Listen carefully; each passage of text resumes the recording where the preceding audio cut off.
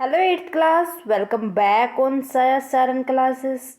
Eighth students, मैं आपके सामने फिर हाजिर हूँ साइंस की एक और नई वीडियो के साथ।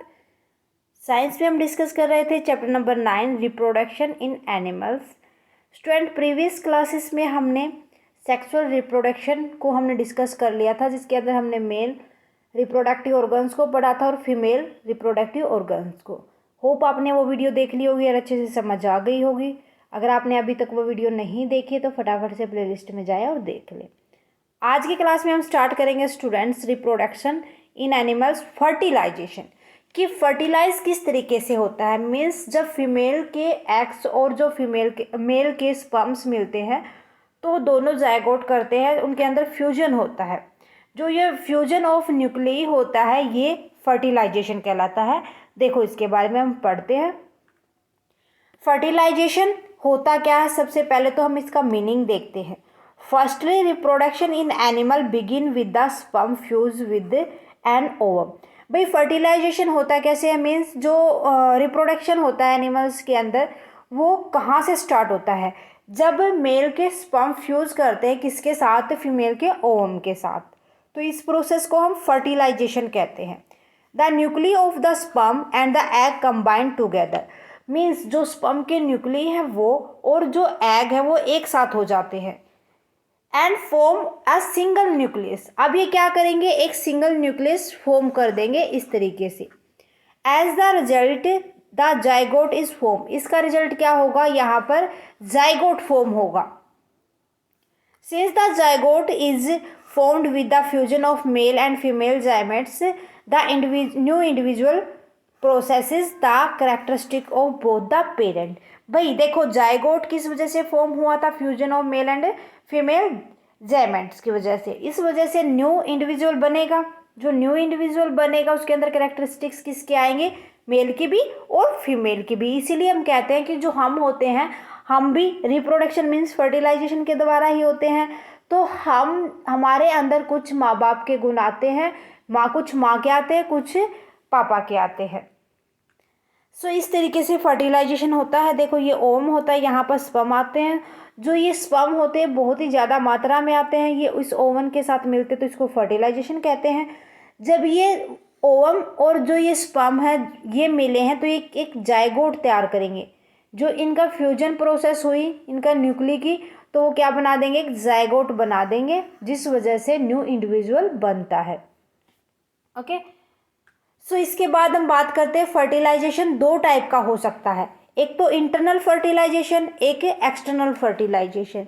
इंटरनल फर्टिलाइजेशन के अंदर जो अब आपने ह्यूमन को देखा होगा वो क्या होता है, इंटरनल फर्टिलाइजेशन होता है। किस तरीके से जो इंटरनल फर्टिलाइजेशन होता है वो प्रोसेस टेकन होती है किसके through, inside the female body. किसके अंदर, फीमेल बॉडी के अंदर। The fertilization process takes place inside the female body. External fertilization में ऐसा नहीं होता, यहाँ पर तो क्या होता है, outside the body of female. कहाँ पर होता है fertilize, outside the body of female. Less number of eggs are produced by the such females as there are high chances of survival of the offspring. कि यहाँ पर eggs की जो मात्रा होती है वो कम प्रोड्यूस की जाती है फीमेल के द्वारा, लेकिन यहाँ पर किसी भी ऑफस्प्रिंग के सर्वाइव करने के चांसेस बहुत ही ज़्यादा होते हैं, है ना। A large number of eggs are produce by such female. लेकिन एक्सटर्नल फर्टिलाइजेशन में बहुत ही ज़्यादा मात्रा में एग्स बनाए जाते हैं। As the chances of survival of the offspring are very slow. देखो जैसे ह्यूमन बॉडी होती है, फीमेल होती है, जो आपकी माता होती है, उसके अंदर अगर आप हो या कोई भी बच्चा है तो वो सर्वाइव करने के चांसेस बहुत ज़्यादा होते हैं, क्योंकि वो क्या होता है, इंटरनल द, है ना, internal the body of female. But जो एग्स वगैरह देते हैं जैसे फ्रॉग वगैरह के लगा के चलो, या जितने भी फिशेस होते हैं उनके फ्रॉग, वो हो सकता है कि उनको थोड़ा सा ध्यान इधर उधर हो जाए फीमेल का, वो खराब हो जाए, ठीक है। तो इस वजह से वेस्ट होने की वजह से जो ऑफस्प्रिंग के सर्वाइव करने के चांसेस कम हो जाते हैं।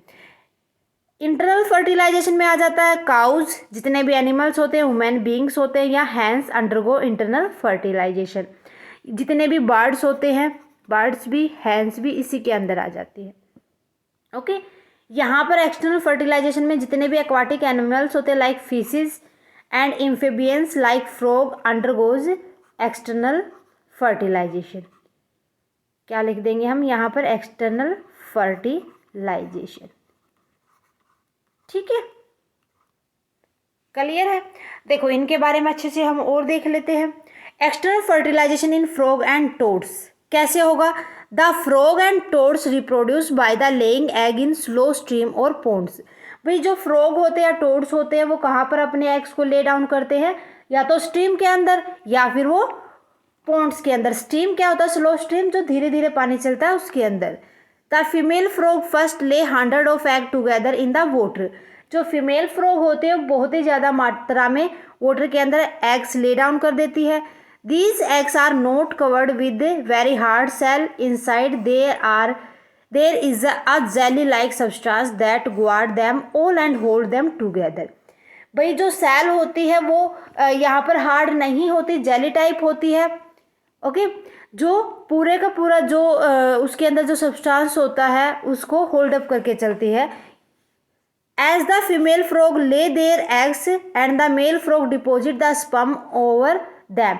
जो अब फीमेल फ्रॉग ने जो एग्स दिए थे उसके ऊपर जो मेल फ्रॉग होता है वो अपने स्पर्म को डिपोजिट कर देता है। This result in external fertilization when the sperm come in contact with the egg in water. जब फीमेल फ्रॉग के जो एग्स थे वो किसके कॉन्टैक्ट में आ जाते हैं? मेल फ्रॉग के स्पर्म में, तो वहाँ पर फर्टिलाइजेशन होता है, एक्सटर्नल फर्टिलाइजेशन।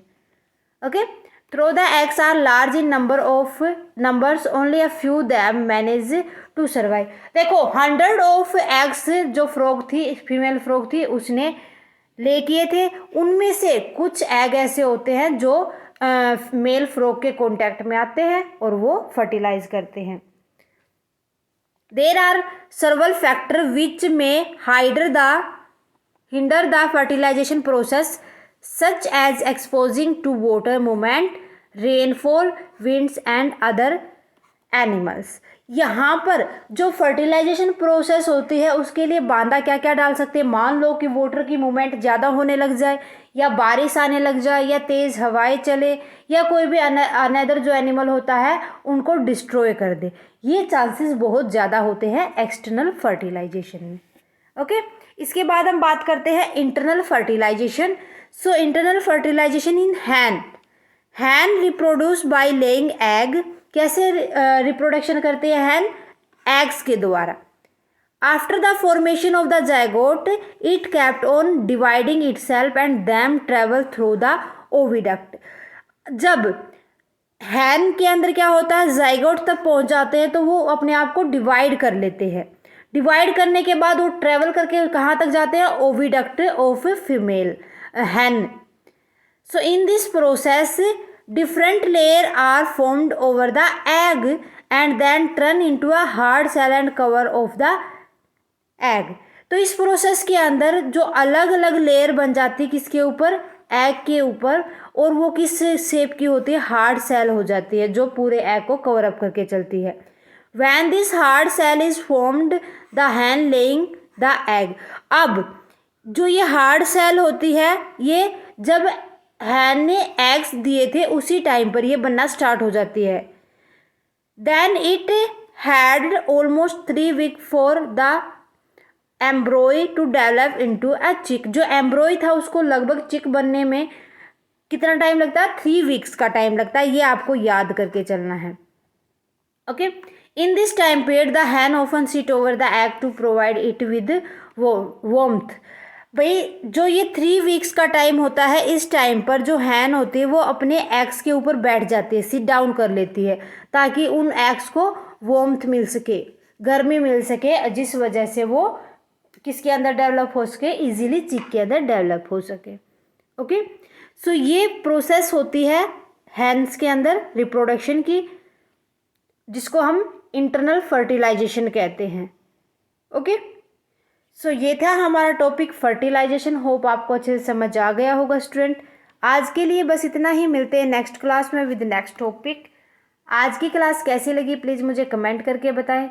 क्लास अच्छी लगे तो प्लीज़ लाइक और अदर स्टूडेंट के साथ ज़्यादा से ज़्यादा शेयर करें। अगर आप साया सारन क्लासेस पर नए हैं तो फटाफट से साया सारन क्लासेस को सब्सक्राइब कर लें, बेल आइकन को दबा लें ताकि आने वाली क्लास की नोटिफिकेशन आपको मिल सके। Thank you very much student, bye bye and take care. मिलते हैं नेक्स्ट क्लास में।